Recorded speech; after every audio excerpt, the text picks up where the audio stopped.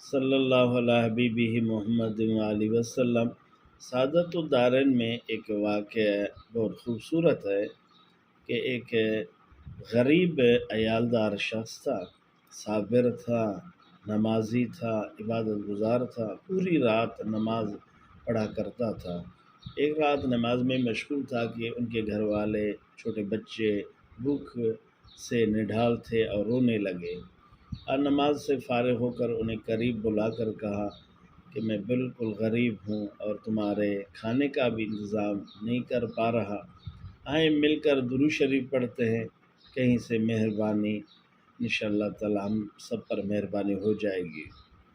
تو میری جان میرے دوست عزیز مل کر درود شریف پڑھنا شروع کیا۔ حضور اکرم صلی اللہ علیہ وسلم کی انہیں زیارت نصیب ہوئی۔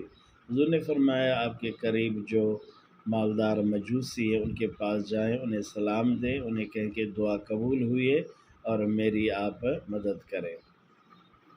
اور یہ بیدار ہوئے، خوش تو تھے لیکن سمجھ نہیں پا رہے تھے کہ مجوسی کی طرف پیغام یہ کس طرح۔ پھر آنگ لگ گئی، پھر حضور کی زیارت ہوئی۔ حضور نے فرمایا کہ یہی مجوسی ہے، آپ اس کے طرف جائیں، انہیں سلام دیں، انہیں کہیں کہ دعا قبول ہوئی ہے، میری مدد کریں۔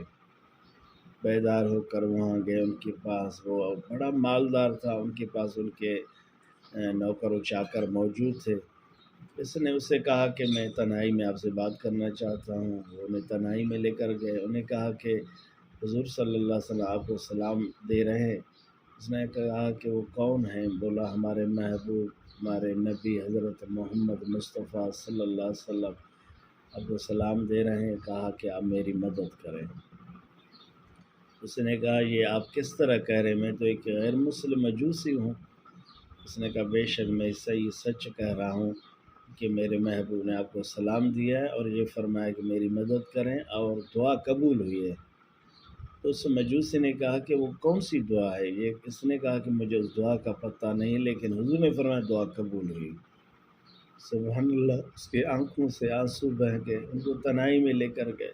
اسے کہا ہاتھ بڑھاؤ، ہاتھ بڑھایا، اس ہاتھ پر اس نے کہا بے شک اشہد ان لا الہ الا اللہ و اشہد ان محمدًا عبدہ و رسولہ، کلمہ پڑھ کر مسلمان ہوئی ہے۔ کہا بے شک سچ بات ہے، میری بیٹی کی دعا یہ ہے کہ میری بیٹی کی شادی کے موقع پر میں نے بڑا کھانے کا انتظام کیا، لوگ کھا کر سب چلے گئے۔ میں نے دیکھا ہے کہ عورت ہے بیوہ، ان کے پاس 3 چھوٹے بچے ہیں، وہ رو رہے ہیں، آپس میں باتیں کر رہے ہیں، کہہ رہے ہیں کہ اماں ہم امام حسن بن علی کے اولاد ہیں، ہم غریب ہیں، ہم بھوک سے نڈھال ہیں، کھانے کے لیے کچھ نہیں۔ یہ مجوسی کو رب نے اتنا دیا ہے، انہوں نے مختلف قسم کے کھانوں کا انتظام کیا لیکن ہمیں کچھ نہیں دیا، ہم اس کے لیے اچھا دعا نہیں کریں گے۔ یہ مجوسی کہتے ہیں میں سن کر گھر گیا، کپڑوں کا انتظام کیا اور کھانے کا انتظام کیا، فوراً ان بچوں کے پاس لے کر آیا، انہیں دیا۔ انہوں نے کہا کہ ہم نہیں کھائیں گے، آپ مجوسی ہیں، یہ حلال نہیں ہے۔ اماں نے ان بچوں کو کہا کہ آپ کھائیں، اللہ نے انہیں بھیجا آپ کھائیں۔ انہوں نے کہا کہ ہم ایک شرط پہ کھائیں گے کہ ہم دعا کریں گے کہ ہمارے نانا سائیں حضور اکرم صلی اللہ علیہ وسلم انہیں کلمہ نصیب کرے اور جنت میں داخل کرے۔ سبحان اللہ! یہ خوش نصیب مجوسی اس شخص کو کہتے ہیں جس نے خواب دیکھا تھا کہ یہی دعا ہے، اللہ نے قبول کیا ہے اور مجھے کلمہ نصیب کیا ہے۔ بے شک میں اپنی پوری ملکیت کا آدھا میں آپ کے حوالے کرتا ہوں کیونکہ آپ نے مجھے حضور کا پیغام بھیجا ہے۔